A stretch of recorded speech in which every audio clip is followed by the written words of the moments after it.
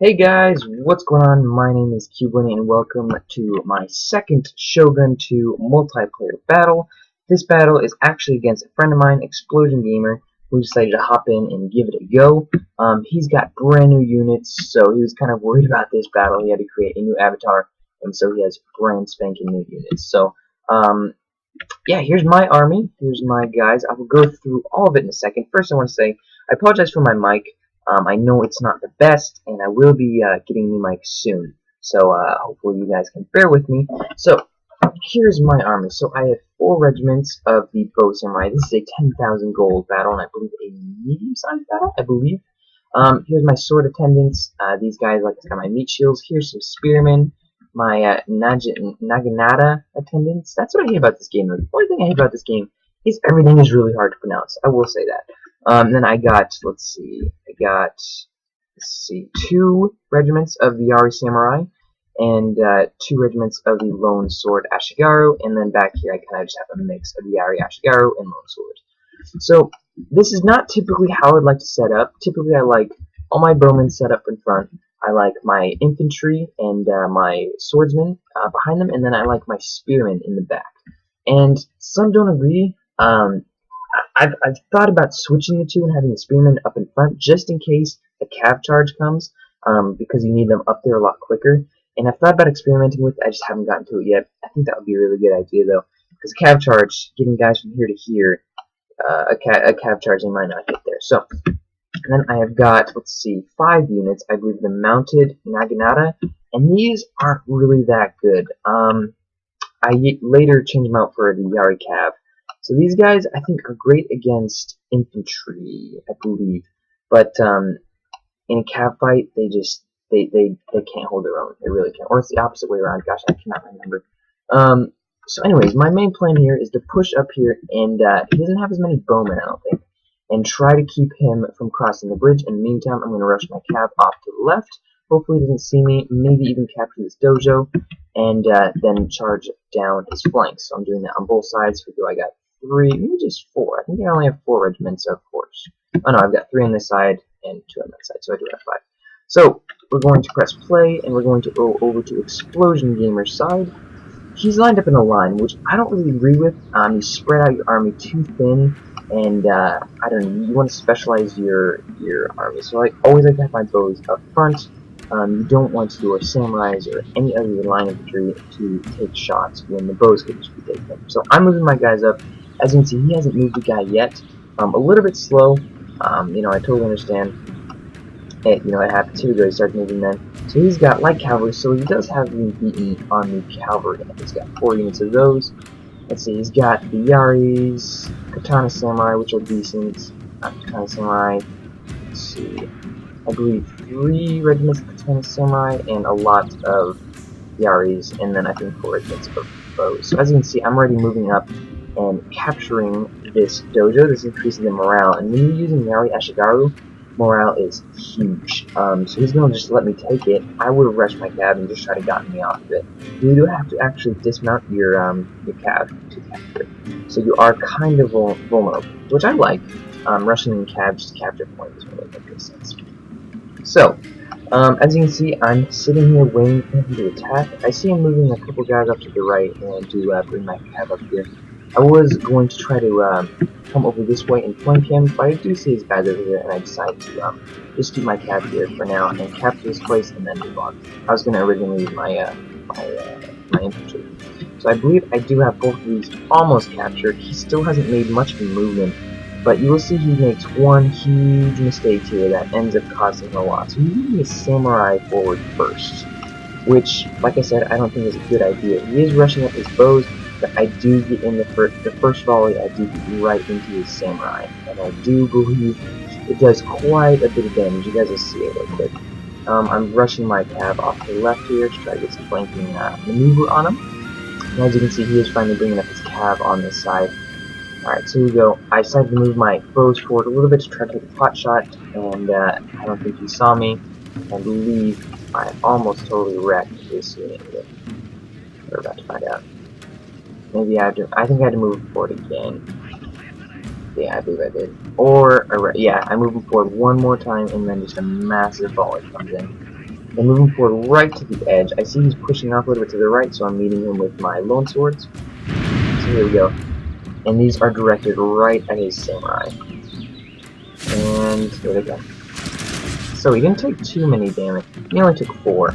But when it comes down to a close melee encounter, you know, 9 guys, it does mean quite a bit. So I just wrecked, I think, 40 to 50 samurai, and that's substantial in a close battle. You need those guys. So as you can see, I've wrecked 20 from this guy, 20 from that, and 10 from that. So he's just lost, and he's still. This was pretty much the only mistake that I will really give him. That he really should not have done it. He's letting the samurai just take tons of shots. So. A mistake, you know, it happens. That's why I always like to line up my bows in front. So I'm just happy he's sitting there now because I've got the melee advantage. I'm just going to sit here and take pot shots and exchange shots with these bows. So I have my cav rushed up here, and I brought over my Yari Samurai here because I thought he was going to try to take this dojo, which I really didn't want him to do because this is really going to help me later on. So as you can see, look at this. This is such a cool view. We got, you know, exchanging shots in the background. You got units moving, you got cav ready to charge. I love these bow volleys. These are awesome. And these look so cool. Look at that. Look at the right in the line. So cool. Alright, so I do believe I rush up my cav pretty soon and try to deal with all these guys here. And these are mounted Naganitas. And I believe they're good against horse, not against infantry. So you really don't want them in infantry combat. So I'm trying to take care of my left wing here and preserve my main infantry body. I don't really think I can use these guys very much. This was not a very long battle given the size. So as you can see, his bowmen are already breaking. Let's see, I did get this dojo, which increased the reload rate of all my archers. So he's not going to win this battle because my guys are shooting much faster than he is. That's why these dojos are incredible if you can get them.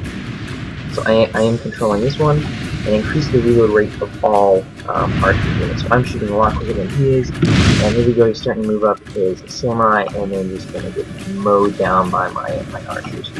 So I do see him moving up his infantry, so I'm going to start inching up my guys, bringing up my my bodyguard and my commander.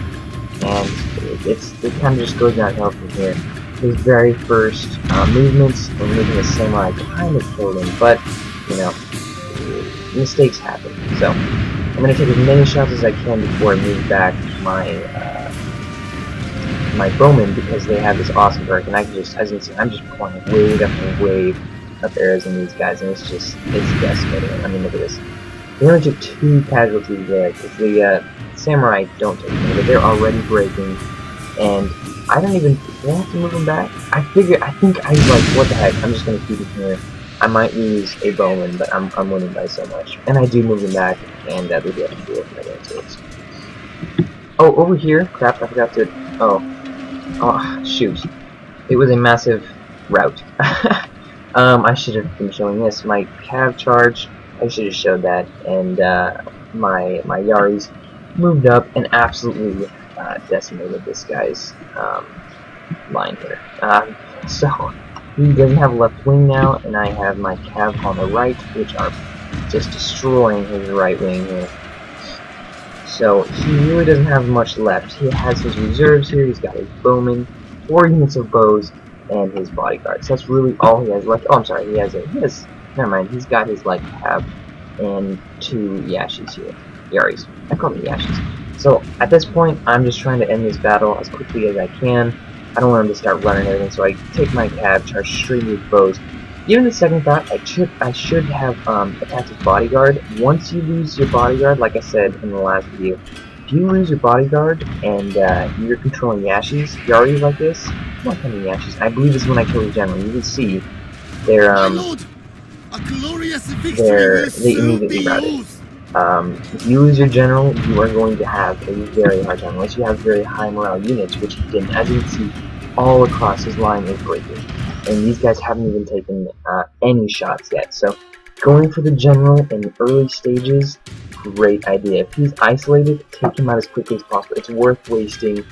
You're not even wasting. It's worth wiping out 1 or 2 units of cav just to get his general down, because they play a massive role in the battle, and if you don't get rid of him, they can really bite you in the end. So if you have the opportunity, get his general out of the way. That's all I'm going to say. As you go, can't talk. As you move on and as you start playing more, units have more morale themselves, but the Yari's Ashigaru, they are not the best units, and they really need their commander in order to survive. So anyways, let's look at these statistics. So like I said, we'll be getting a new mic soon. If you guys enjoy this, hit that like, subscribe button, share it around, it helps me a lot. I also stream on Twitch, and you guys can check that out if you guys would like. Alright, so let's see the stats here real quick, and then I'll do the end of this video. So if you guys are liking this, leave comments. Like I said, I want to hear from you guys. So this is where you can really see the damage. So I lost 300 men, and I killed that many men. That's a lot of men. 1, 2, 3, 4, that's kind of cool. So 1,000 men, lost 300. I'll put you that to my archers in that dojo that I captured. Let's actually look at my unit statistics and see how much damage my archers did. So here's my bowmen. Like, as you can see, the most casualties, except the lone swords over here, did quite a bit of damage. But these bowmen, 166, 108, 107. That's crazy. Especially bowmen. So capture those dojos. You need those dojos, especially whatever you're stacked with.